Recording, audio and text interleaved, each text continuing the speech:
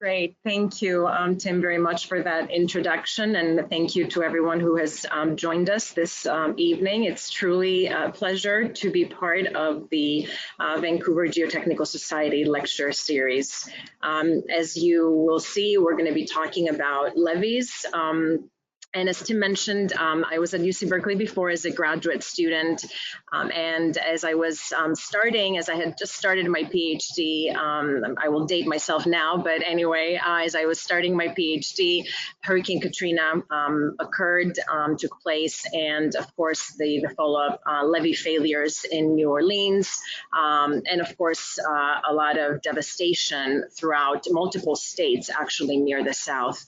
And so what I like to do since, I did a lot of work on investigating the cause of the failures, what could have been done differently, and primarily focusing also on the lessons that we can learn so that we can do better in the future. And so what I like to do when I'm discussing performance of levees under these types of loading conditions is use that story, what happened in New Orleans, and then kind of tying that to the lessons learned and how we can basically use them looking into the future. And I will also finish up by commenting a bit on some of what I believe are going to be future challenges when dealing with these types of flood protection systems. And also just touching quickly upon some of the newer type of work that we're doing here at UC Berkeley with response to monitoring of these types of systems. Of course, before I start, I need to acknowledge the work by a lot of people. This type of project, as happens with any major disaster, at the time, Hurricane Katrina was the biggest and most devastating disaster to hit the United States. And of course, none of this is possible unless a lot of great, brilliant minds come together. And so that's really the list that you have in front of you, starting with my then advisor, now colleague Ray Seed at UC Berkeley, Bob B. and John Bray and Juan Pastana and Mike Reamer from Berkeley.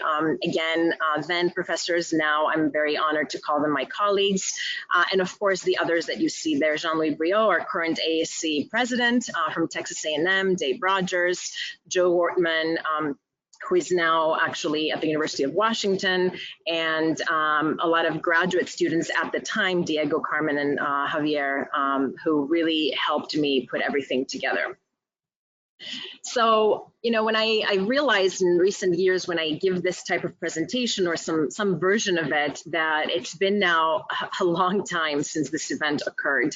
It's unbelievable. At the time when you're involved in something as devastating as this, you just feel that, it's extremely difficult to move on and that people will never stop talking about it. And of course, that's the way it goes with life. This is the only way we can keep on going. It's not really that you forget, but it loses basically the center stage to other, of course, news and unfortunately other disasters at times. But I do like to remind the viewers always of how big of a disaster this was. This was in 2005, late August. Resulted in an excess of 1,500 people losing their lives, hundreds of thousands of people being displaced. A lot of them were still displaced several years later following the event, which I think speaks to the lack of resiliency that existed at the time with a lot of these communities. And of course, this was really the first event that showed how flawed a lot of our models were in calculating and estimating losses. This event, according to the then models, was estimated to be close to $10 to $20 billion worth of damages. And of course, this number was by 10 times off. And this was one of the first events that has been used since to recalibrate and reframe some of these models.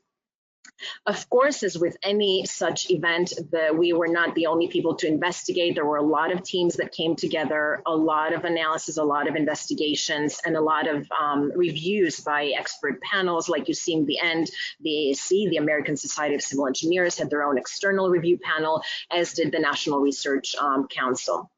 We were part, sorry, I forgot to mention that I was part of the second bullet, the independent levee investigation team that was supported and sponsored by the National Science Foundation in the US.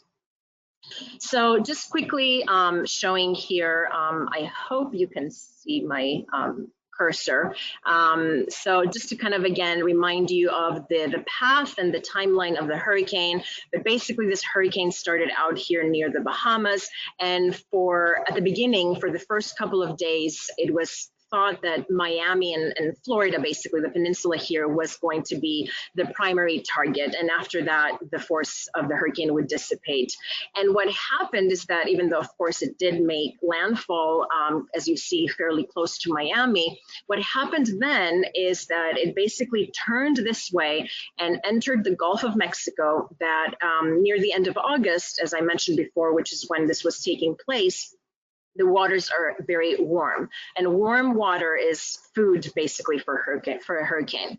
And so instead of dying off, it actually picked up in strength and wind speed and changed directions and started moving towards Louisiana.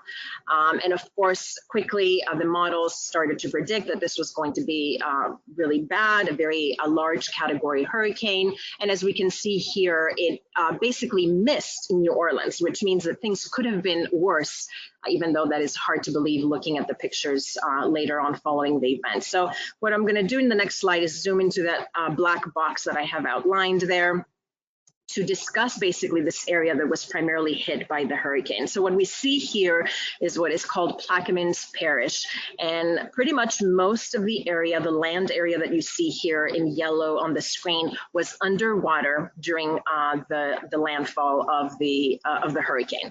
And so one of the main things that I like to discuss, when I show this slide and when I basically remember myself, is the fact that this is a very large area for once. It's a populated area, so there are people living along these lines that we see here. These lines represent basically levee lines.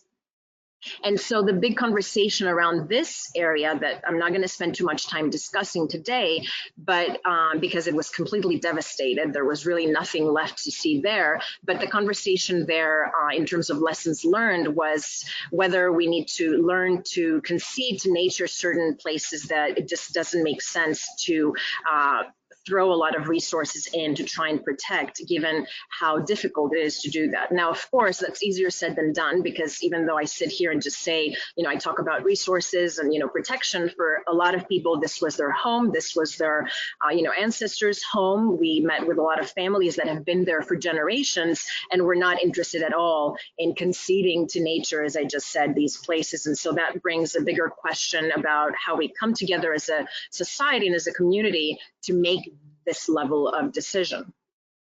So this was kind of a picture after, as you can see, completely devastated following the hurricane.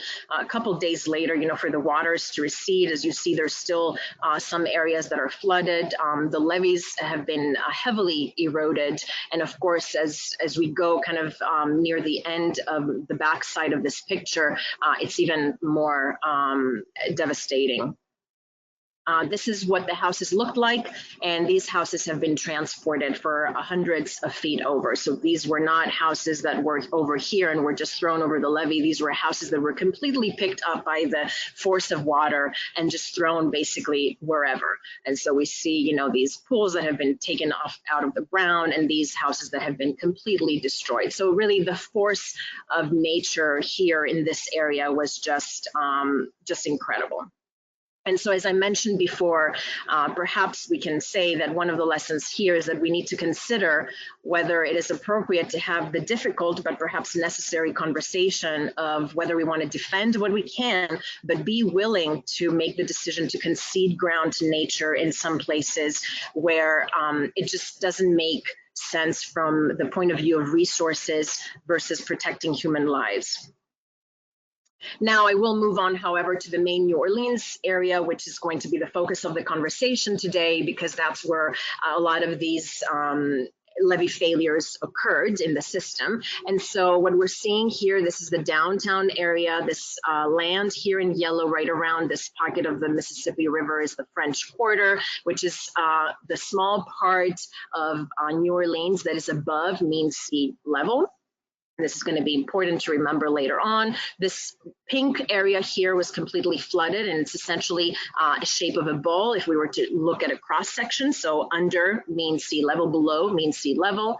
And what we see here is a lot of various channels, basically. So what we do is, for navigation purposes, we want to connect to the Mississippi River, but shorten the path, right? Not have to travel through the entire river. So what we have here is, first of all, we have here the Mr. Go, as it's called because of the acronym MRGO, Mississippi River Gulf Outlet.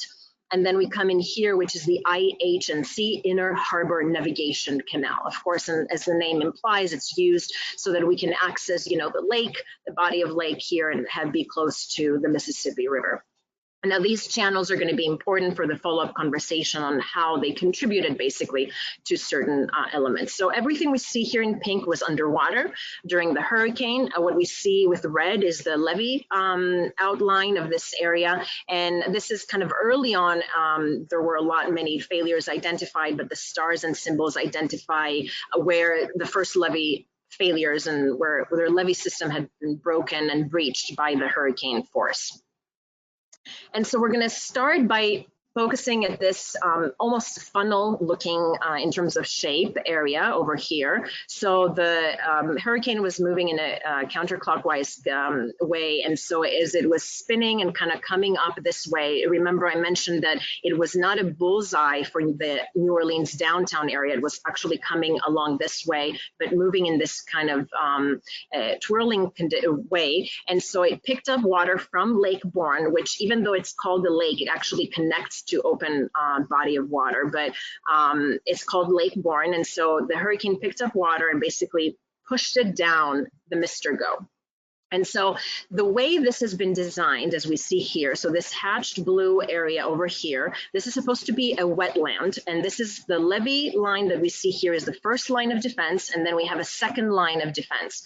But then by the time, let's say, an event were to breach some locations of these levees, there's all this wetland to continue to further dissipate the force of, any flood event. So by the time it makes it to these levees, it's not as strong. And so these levees are more than able to protect people who live in the St. Bernard Parish, which is this pink area that I'm showing with my mouse here. Okay, and so this is not, unfortunately, the way it worked with this event. This is what these primary levees, the primary level of protection that I mentioned before, looked like after the hurricane. So what you're seeing here, this is an infamous now picture taken from a helicopter during the first very early reconnaissance efforts. And what we're seeing here is 15-foot tall sheet piles extending that were supposed to be completely within the levee that used to be here. These are huge pipes that, that as you see have this trapezoidal looking shape because they were under a trapezoidal looking levee, and the levee has been completely obliterated, eroded away, and nothing, basically no soil left behind. So unfortunately, this first line of defense didn't dissipate the force of this event as was anticipated. And so the hurricane and the flood went through the wetlands much quicker and in bigger force than anticipated. And so the secondary line of defense actually was not able to protect St. Bernard Parish. This is another section of levees that were not reinforced with sheet piles. And again, they are completely missing. This is a little bit less of an obvious situation here because it's harder to imagine the levee versus what I was showing before. But again, we have a case where the complete levee system is missing, right, for tens and tens and hundreds of feet. And of course, this is what was the result of the failure of this system to the houses in St. Bernard Parish. So they were hit with forces much bigger than they were designed to withstand, of course. And again, as we see here, there were houses that were moved over several blocks by the force, leaving behind just the foundation pattern. Now, to answer, I guess, a question that perhaps is floating in some of your minds is, did it have to be like this? Were all the levees completely destroyed? And the answer is no. We know how to build levees that can withstand being underwater for several hours. And then once the water recedes, they basically just need somebody to cut the lawn, and they are back to the shape they were before. The difference, of course, is what kind of material you have used to build and compact this levee so that it can withstand erosion. This was a big part of a side study that came out of our investigation led by Jean-Louis Briot at the time in Texas A&M. They took several samples from several locations, some locations that performed well and some that didn't, and everything in between, and used Jean-Louis' device, testing erosion and the shear stress that water running on top of different types of soils applies. They came up with this chart that they later in 2018, as you see in the reference at the bottom, updated. So this appeared twice in the 2008 paper, and then, as I mentioned later, it has been updated, but basically showing how you can know whether you're dealing with a very low erodibility type of material or very high and everything in between, depending on the velocity of the water and then the erosion rate that was computed by the testing in the device. And of course, I think it's needless to say that the materials, that the levees that we saw being completely destroyed, they belong inside this circle. So it's actually not a surprise. It's devastating to see, but it's not a surprise that these materials eroded so quickly given these types of forces. And so the lesson learned here is that we know that levees can withstand significant overtopping, but they have to be constructed of well-compacted clays and not sandy soil materials. There were a lot of levees that the type of material that could be dredged from surrounding canals or the river, that's the material that was used to build them. And that material was these sandy material primarily that had shells in it. And it was very clear that it had been dredged from nearby locations. Moving on now, as this was happening, this was the area that I was showing you the pictures below. As this is happening, of course, the hurricane keeps on moving. It goes down the Mr. Go, this Mississippi River Gulf Outlet channel, and now it's coming here again with greater force than the system was perhaps expected to handle, because these secondary measures back here have not dissipated the event significantly. And so now we're going to focus on these two stars. These are the 9th Ward, as it was called, or the IHNC failures, because these were failures in levees that were protecting the 9th Ward, which is again heavily populated. This is one of those failures. Again, what we see here, unfortunately, is the sheet pile that used to be inside the levee, flat on the ground. Here you see the emergency repair levee. So of course, because in this location, there had to be an emergency levee in case the elevation of the water here in the canal were to rise again. And as some people said at the time, if you are a sheet pile maker, you're probably putting this picture, and if you were the one who made this is probably going on your brochure, because as we can see, all of these piles, one by one, was still interlocked and working the way they were supposed to work from a structural point of view, but the levee has been, of course, completely removed by the forces of water. This is the infamous barge that was accused, in quotes, I will say at the beginning, for breaking this levee. Of course, there was a little bit of a CSI, crime scene investigation here as part of the reconnaissance, and it was actually proven that the levee broke first, that led to the water flooding this area, that led to the barge being brought here. This barge is sitting on top of a school bus, as we see here, that was parked nearby, of course, with nobody inside. And again, as we see here, as soon as this levee breaks and you have so many, 15, 17 feet of water gushing through with this wind force, they were completely obliterated, leaving behind only the foundation mat. So this is not an area that has been cleaned out after the event. This is what it looked like after the event. And so as you can see, we're talking about 2 building blocks at least of complete devastation.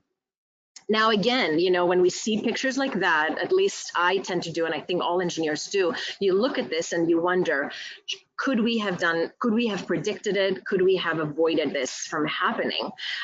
One of the big questions here at this site was, what was the first thing to lead the failure, right? So when we look at levee failures and slope failures for that matter, we know that there's multiple failure modes that can be to blame. And so one of the things that we are tasked as geotechnical engineers is to figure out which of these failure modes is the most critical one.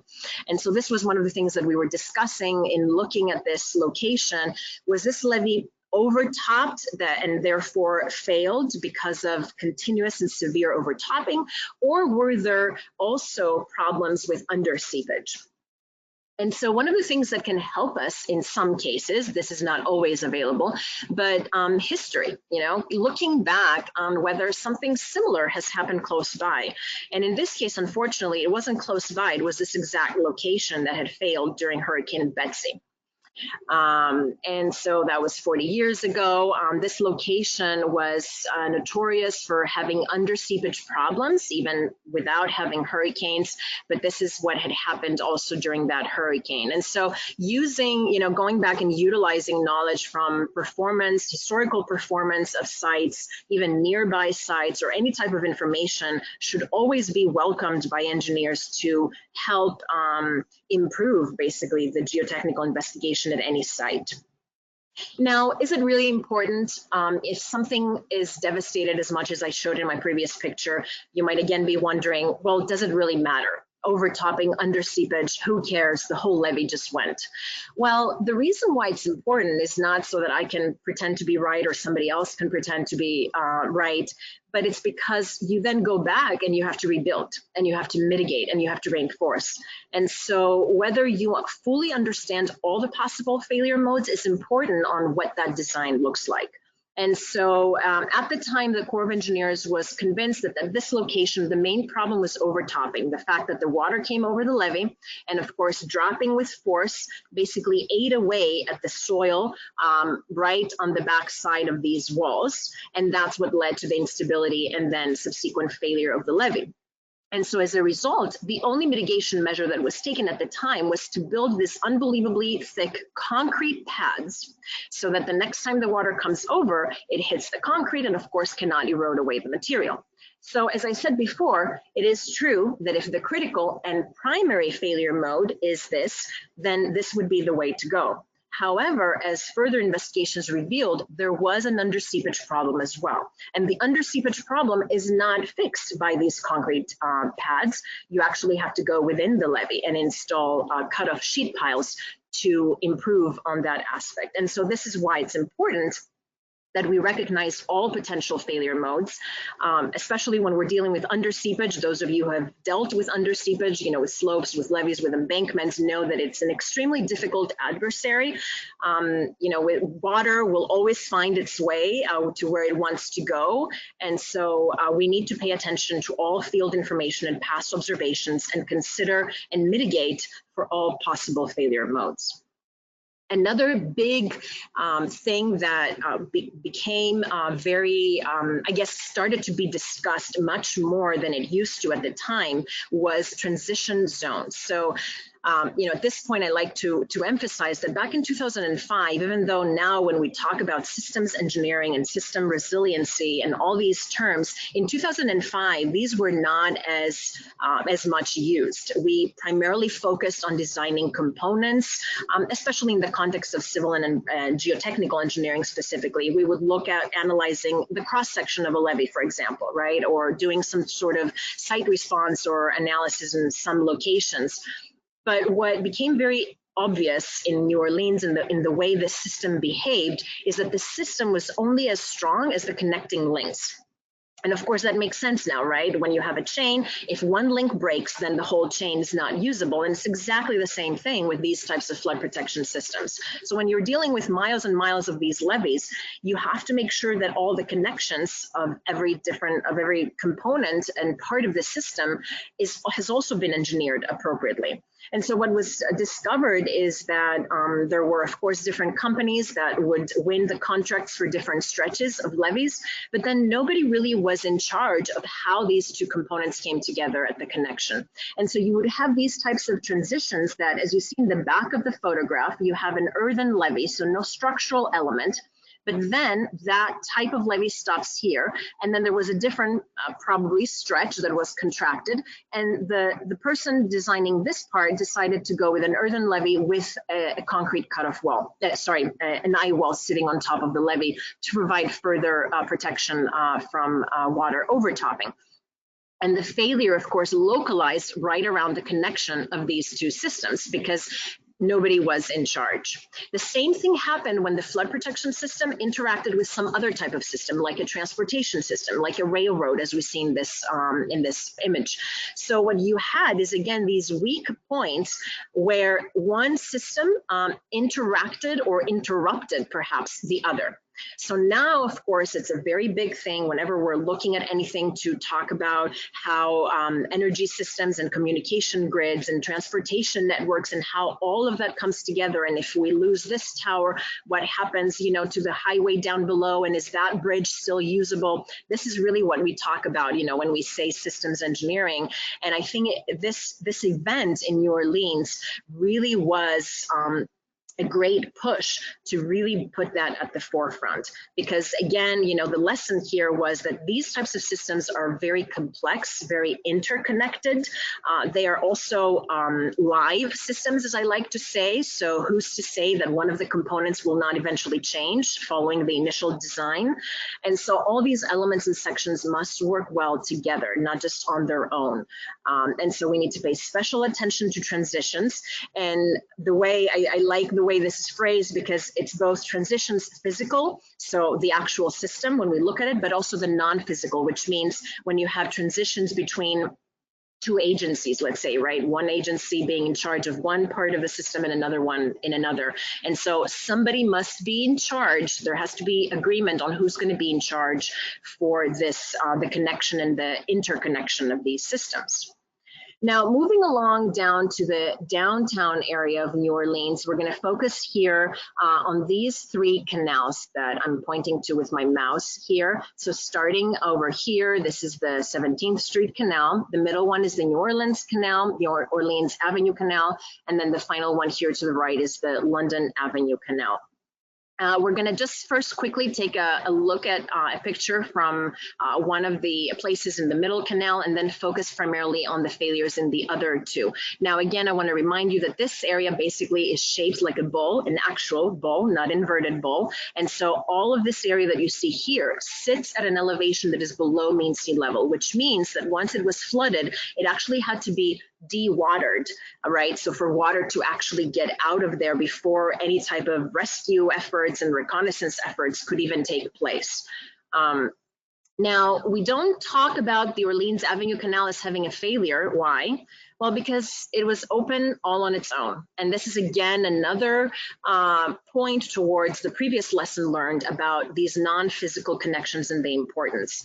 These canals that I was showing, I'll just go back quickly to highlight that these canals basically allow water from Lake Pontchartrain to go all the way down into the heart of the downtown of New Orleans. And the way that water gets pushed back into the lake if the elevation starts getting too high is by three pumps that sit at the end of these canals over here. So this is over here at the edge, the left side of my picture would be the pump, the house with the housing the pump. And so the water board is in charge of that and its operation. Whereas for the levees, the levee board is in charge of the levees. And so for quite some time before Hurricane Katrina happened, there was a disagreement on who needs to foot the bill, basically, to complete this part of the wall on top of the levee. And the water board said, well, we're just in charge of the pump station. We shouldn't be charged with paying for that. The levee board said, well, this is essentially part of this pump station. You should do it. And guess what? Before the disagreement was resolved, a hurricane occurred. And so these people were just not protected, not because the levee failed, but because we failed to have people communicate and come to a decision. And so again, this is something that we need to be very, very careful with. So public safety must come first, regardless of anything else.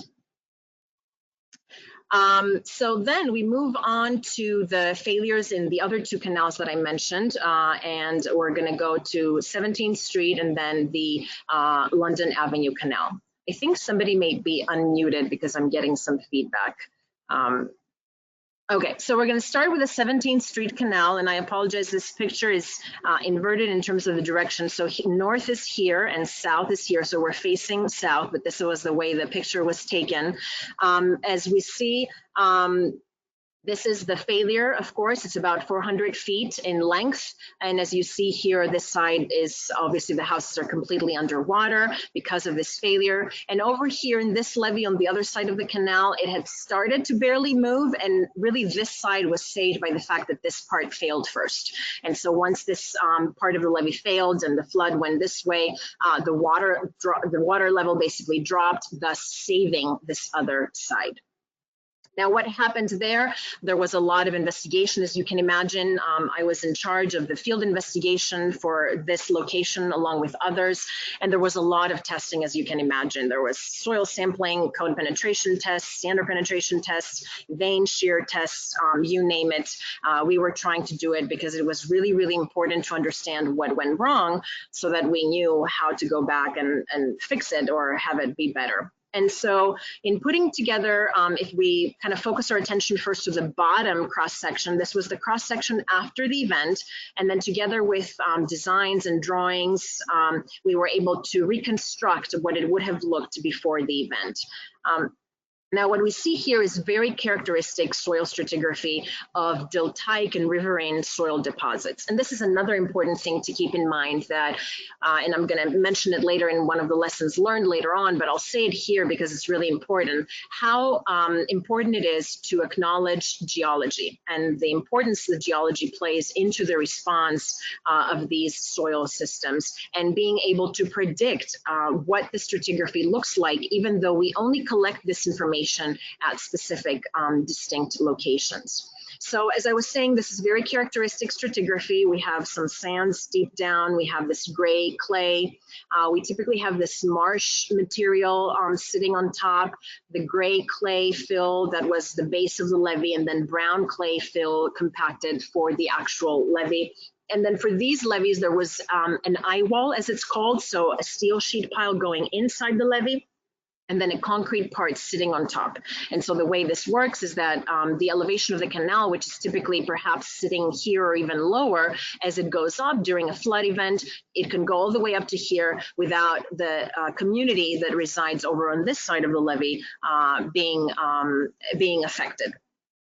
And so here we're trying to understand whether the levee failed before it was overtopped. Okay, and so one of the things that we were able to discover because of the detailed investigation that we did was that in between the gray clay and the marsh, there was this intermixed zone that was very, very sensitive and very, very weak. As you can see here by the look of this drill, as it comes out, the material cannot even hold on here, like, for example, this gray clay that we see down below. This is what it looked like if you were to zoom in and try to grab it with your hand. This is me pulling it all over, and there's a lot of roots and organic material intermixed. And this is what it looked like when we sampled it from the locations where the levee had actually failed. There had been slip. And so this was really the consistency of thick toothpaste or peanut butter, you know, whatever it's easier for you to visualize, but this is really what it looked and felt like in the places where it had been sheared. Now, this was not just something that we found in one location where you can argue, well, you know, was it really? Maybe, you know, it just happened during sampling. This material was actually observed in several locations, not only on the side of the breach, but also in a couple of the locations on the other side that, as I mentioned, was pretty much saved by the bell. And so we knew that this was really the material that was probably going to be responsible for this failure of the levee. And so what we did is we sampled it very carefully again. You know, we sampled it and extruded the sample on site just to visually inspect, but then we carried some samples back home. And what we did is, because of how sensitive it was, we didn't want to push it out of the tube, so we would cut the tube around it and then perform miniature vein shear tests to to basically estimate the peak strength and then the residual strength. And these are some of the results. And we did both for this sensitive material as well as the classic gray clay for comparison. And you see here a normalized plot.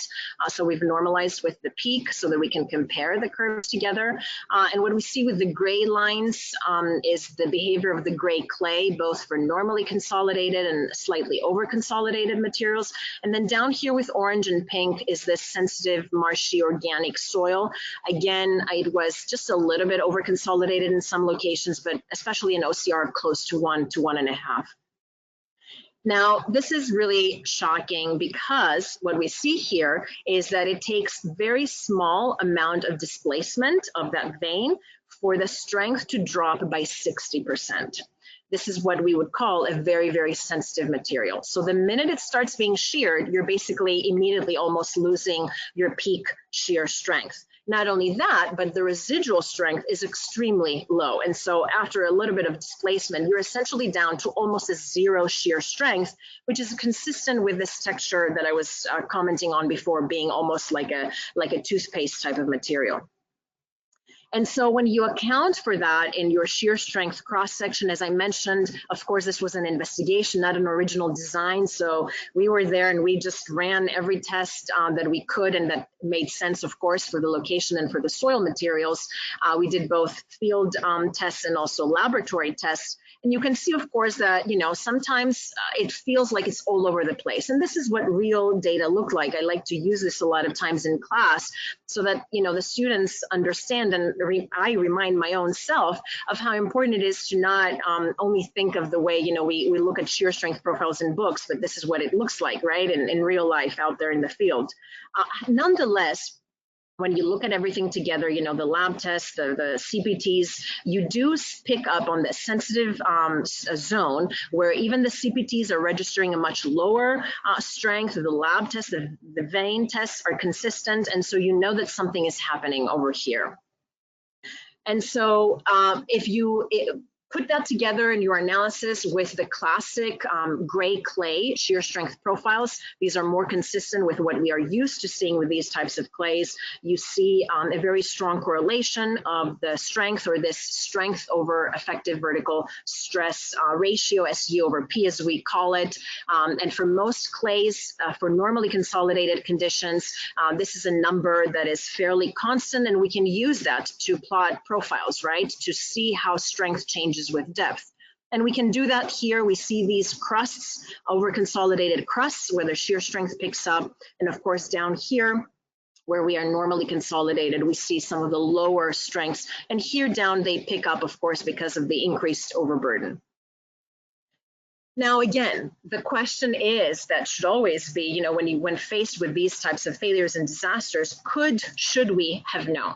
And so you go back and you look at the original design drawing. So the more recent investigation at the time was in the 1960s, when these levees were improved by the addition of this eye wall that I mentioned. And this is what the logs looked like systematically. I'm picking one here to show, but this was systematic for the location of the failure that I showed you. And one of the things that we would see is that, okay, they're picking up on this over-consolidated crust. This is awesome. Everything is coming together here. Look at this nice straight line increasing with depth for clay. This is spot on to what we would expect. And then you look at this spot down here, and you look at this spot over here. Sorry, not here. This was sand. I apologize. You look at this spot over here, and you realize that if you look at the scale here, which is in feet, there's a couple of feet, right? So this is not insignificant, where there is no data, right? We don't see any triangles or any squares. And so you start to worry and, or wonder, I guess, what's up with that? Because everywhere else you look at, it's pretty densely populated by these triangles or squares.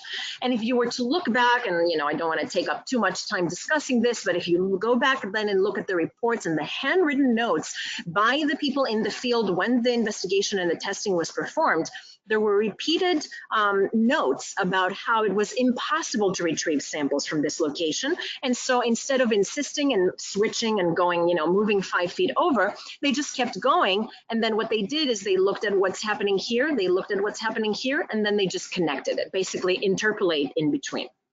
However, this can be very dangerous to do. especially in the context of a deltaic and riverine depositional environment, which again brings me back to the lesson learned of the importance of geology. So when you know you're going to be in an environment where there is going to be high variability of materials, this is important. If you were to show me this data and you were to tell me that I'm looking at a site that has this uniform clay as far as the eye can see, and geology and depositional environment supports that, I would be more than okay in making this interpolation. The problem is that this is not the environment we're at. And so we continued with the geology, of course, search. This was work that Dave Rogers led at the time. And so we started to go back in time, trying to understand what's happening. So we see here a cross section. This is the 17th Street Canal over here.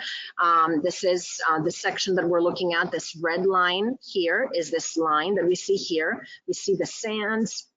We see the marshland here. This was the gray clay. And then what was unbelievable is that Dave Rogers, because that's really what he's amazing at doing, he was able to locate this very old map that showed basically what this coast basically looked like before, what the shoreline looked like before the development. So what you see here in blue is the previous shoreline, right, before this development. And not only that, but then, and this was from the map, this was not our drawing, I promise, because this is perhaps too good to be true, but there was this little river channel, or whatever we want to call this, that actually ended up finishing out and pinching out right at the place where the levee breached. And so this was basically the deposits of a very old hurricane. We later went back and carbon dated some fragments that we found in the levee and found out that this very sensitive layer of the material that we believe was responsible for the failure was the result of a deposition that happened following an historic hurricane event. Now, again, the question is, you got to be kidding me. I mean, you had all these months, to investigate this. You found 1,800 maps. We can't design infrastructure like this. And I would agree with you. This is not really what's in discussion here. What's in discussion here is what I mentioned when looking at this graph. So when you have high variability in your environment, you always want to be a little bit more conservative. So you don't need to find the 1,800 map per se, but you may need to push your factor of safety a little bit higher. And this is really the figure that makes that point. So this was the factor of safety that the levees were designed 1.3, that I know a lot of you may cringe at because we do probably most of the stuff now at 1.5, but nonetheless, the design back in the 60s was for a factor of safety of 1.3 for a water elevation of 12.5 feet, which is nowhere near where the water table was during the hurricane. The water table got at a max of 8.5, and we know that from markings on these eye walls on levees. And so this basically puts at rest the argument of whether the levee was overtopped or not. It was not overtopped. What happened is that it was a very classic slope stability failure.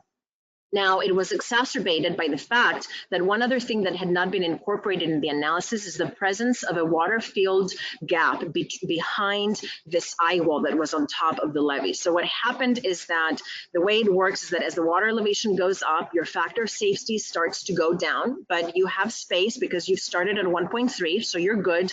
The water elevation goes up, it goes up, you're still doing good. You're on the right side of this black line, which is at 1.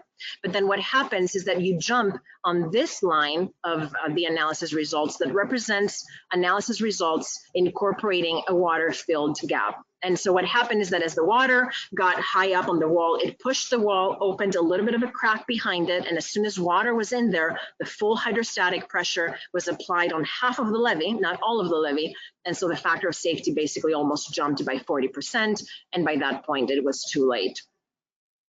The London Avenue Canal in the north, there were 2 failures, one in the north and one in the south. We'll start with the north. You see again here 350 to 400 feet length of failure. As you see again, this side is completely underwater. And this is what it looked shortly after. This is again the emergency repair levee that we see here. One other thing, and I'll get to that, but I just can't help but note looking at this picture, and so I guess it's a good time to bring it up, is you can see how packed the houses are, how close they are to these levees, which is going to bring up a very interesting point about the ability or inability to have very good inspection and maintenance of these systems. So this is a nice overview picture to make that point. Nonetheless, so we're looking now at this failure on the west side. This is the east side over here, and you may see or may not see, but there was some rock fill placed here because one section of the levee had started to move. But again, this was another case of this one first, and so the other side was saved by the fact that this side flooded. So what happened here? So one of the things, yeah, I'm not sure the video is going to play, so I'm just going to verbally describe this. I apologize, I should have inserted the link here. But what we did here is we tried to model this case with finite elements. This is Plaxa specifically being used here. And what we decided to do is not just focus on the one section. So let's say just take this section on its own and analyze it and see if it fails, or take this section on its own and analyze it to see that it didn't fail, but put them both together in the same finite element mesh. Same properties, right? We model the geometry of the layers and the stratigraphy, but then we raise the water in the canal the way it happened, looking at both sides of the problem to see whether our analysis can indicate that this side fails and this doesn't. And unfortunately, you know, this is typically my exciting part of the presentation where what you see is in fact that this blue cutoff wall gets displaced by 60 feet, which was almost as far as it was found in the field. While this just barely moves, you know, and tilts this way, which was exactly what happened in the field. And the importance of this is to basically increase the confidence in our analysis. If the input is correct or close enough, of course, we can argue what is, you know, precise and correct in geotechnical engineering, of course, with the uncertainty we deal with all the time. But if it's close enough, if we have good, high quality, small uncertainty input, the tools that we have work. They do what they're supposed to do. These are results from limit equilibrium analysis, just to basically make the same point that on the west with the same water elevation, you have crossed, unfortunately, the factor of safety =1 line, whereas on the east, you're barely there. Again, this is not a successful performance. Don't get me wrong, this is not where you want to be. The only reason this stopped here is because at that point, this part failed, and so the water levels started to drop. But this is basically, again, another confirmation that if your input is what it should be, then your analysis is going to show you basically what happened. Moving now down to the south, the London Avenue Canal South failure. This is another long failure. You see here how long it was. And you see now this whitish material, sandy material spread throughout. This was all material that blew up from under the levee during this failure under the canal. So people, investigators did LIDAR scans of this area and basically were able to match the volume of the sand that was sitting throughout this area with the volume of the sand underneath the levee. This was the location that, for those of you who followed this event back in 2005, a lot of the people who lived in this area at first blamed the Corps of Engineers for blowing up section of the levee to divert the flooding in certain areas and avoid the flooding going to some areas. So obviously this didn't last long because engineers quickly corrected that statement. But the reason I bring this up is not for the misinformation part, but it's for the fact to demonstrate how loud this under seepage blowout basically failure was, that it sounded to a lot of people like there was an explosion, because that's really what happened, only it happened all on its own. So for this type of failure, there were a lot of seepage analysis that were done, and I'm showing you a snapshot of the final results, but we can clearly see here that the problem is that the exit gradient should not be 0.8, right? We don't want to see this type of number here, but this is what the exit gradient was because the sheet pile was too short. If it had gone down further, 5-10 feet, it could have made the difference between, this blowout failure versus perhaps barely staying put during this event. Nonetheless, it wasn't, and so what happened is that the flow, the under seepage rushed through here. Here you see that by the time we're in the south section of the London Avenue Canal, the marsh has disappeared primarily, and we have primarily sands here. And so the gradient was very low at the toe, and what happens, that leads to a piping failure, as it's known. So the material is removed here, right, because the forces coming from under exceed the weight of the actual material. And then as this material is removed, then this material gets removed, and then this one, and then this one. And that leads us to this graphic that we developed to help people visualize at the time in our report what this type of failure looks like and why it literally sounded like an explosion. Okay. Now, in this location, oh, sorry, yeah, I'm gonna kind of touch on the maintenance before touching on another aspect again. So I already made this statement, but you know, I'm showing it here again, and I'm contrasting it with another levee in the 17th Street Canal on the west side, where you can clearly see that you have your eye wall, you have your levee. It's wide enough for a vehicle to travel so that the inspectors can use their vehicle and make stops at different sections, check the crest, check the wall, check the toe of the levee, right? Versus what was happening in the London Avenue Canal, or the other side of the 17th Street for that matter, where you have pools and fences and houses all the way up to the toe of the levee, which means the inspector either has to get approval to cross private property, or can only basically take a peek at the toe by sitting on top of the levee itself, which is really not what you want the system to look like. Now to go back to the London Avenue South Breach, just to add one more point, that there was one other entity that was accused of the failure, I will call it such, and that was that came about because of this picture. So close to that breach in the south of the London Avenue Canal, there was this huge cypress trees. The root systems of these trees, you know, thankfully there's the house behind that you can use for scale. Just standing next to them, it is truly shocking how big and extensive these root systems are. And it's even more shocking to see some of these root systems having been pulled out of the ground and these trees laying on their side. So that gives you basically a little bit of a feeling of the types of forces we're talking about, right, during these types of events. But going back one slide, then there were some people who said, well, perhaps, because this is what the root system would look like in scale to the levee. So you see it's really massive. And so some people said, well, maybe the mistake was, you know, to let these types of trees exist near the toe of the levee, because what if the wind forces brought the tree down, and the tree, by falling, removed basically a section of the levee, not only a section, but perhaps one of the most critical sections around the toe that provides the stability. So we were able to show that in this specific section, this was not the case. However, it would be preferable not to have vegetation.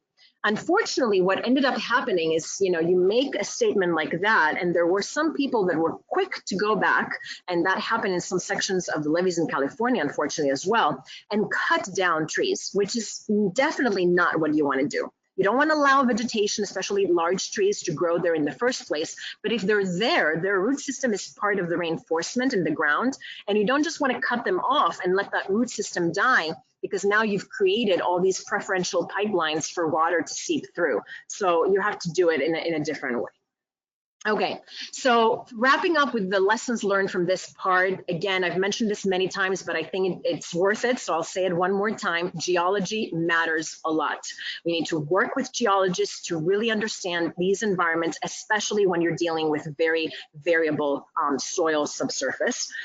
There has to be a communication between people doing the field work, people running the lab tests, people running the analysis and the design in the office. We had the privilege in this case, because it was an investigation, to be the same person who was in the field, who was doing the lab testing, who was running the Plaquemines analysis.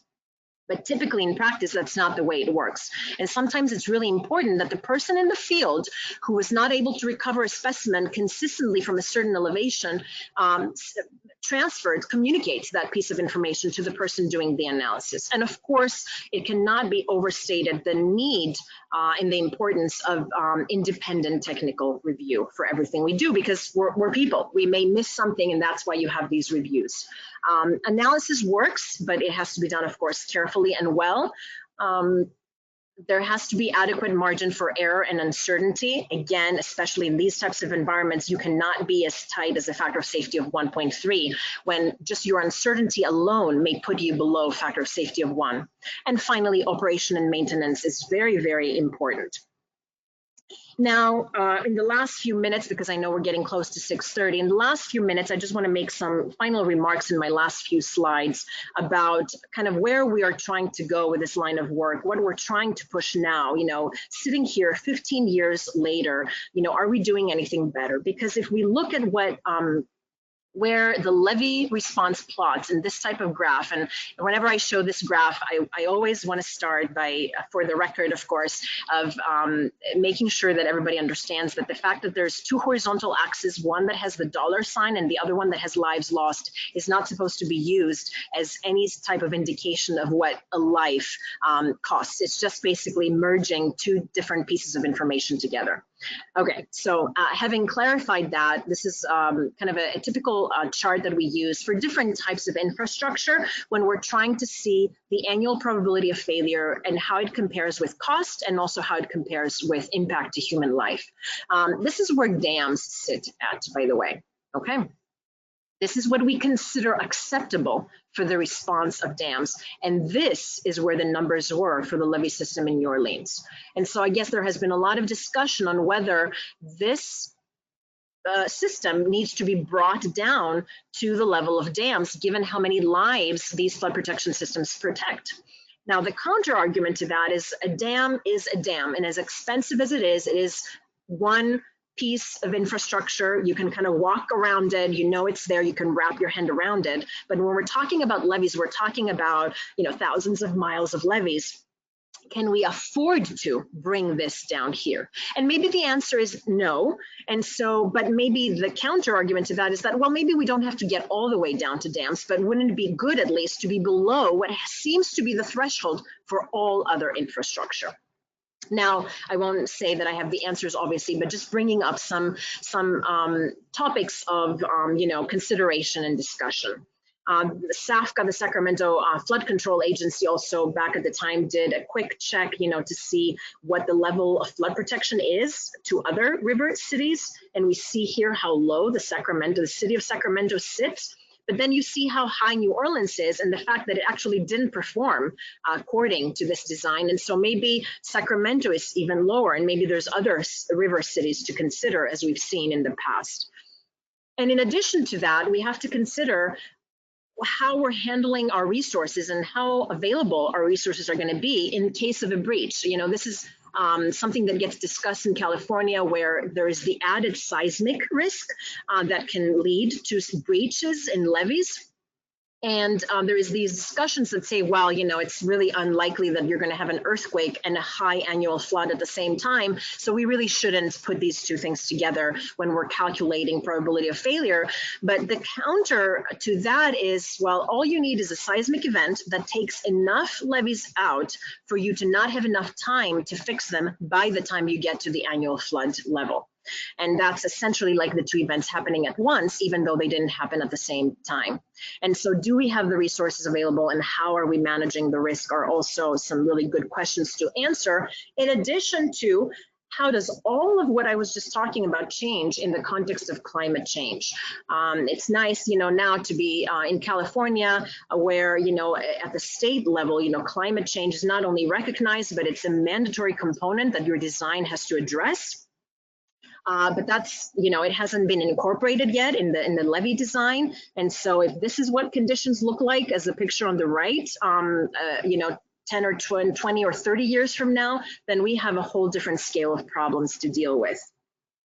Now, finally, closing with some work that we're doing recently in the context more of the health assessment of these types of systems. Given how spatially distributed we are, we're trying to automate some part of it. And so we're looking into fusing information that we collect either from cameras mounted on vehicles or on drones to create these types of point clouds. So what you see here is basically a point cloud, a collection of points that have XYZ coordinates and color code information, so that we can use them and develop algorithms that can pick up cracks or any signs of seepage near the toe of the levee or that sort of thing. And so we've been doing some applications in the lab, so combining these digital models with thermal information from thermal cameras And so you see the thermal camera picking up the water that's still under. You see the water, you can't see it on the surface, but there's water underneath that's leaking here, that's seeping through the levee. The thermal camera picks it up, and then the digital elevation model picks up how the top is sitting down, and you get this bulging here. And these are the kind of things that we're training the algorithms to be able to pick up and raise a red flag, right? As opposed to having people walk miles and miles of levees consistently, you know, every year, every 2 years, trying to find these distress points. And of course, lab is one thing, but doing it in the field is a completely other. And so we've been running some field scale tests as well. We mount infrared cameras and optical cameras on drones. We've done this here. You see one of our students while we were still at the University of Michigan. The levee system here, where it successfully picked up basically a section that there had been some distress in the past. And we're still pushing that work forward now, trying to include geophysics types of measurements so that we can combine what we can see at the surface with also what's happening in the subsurface.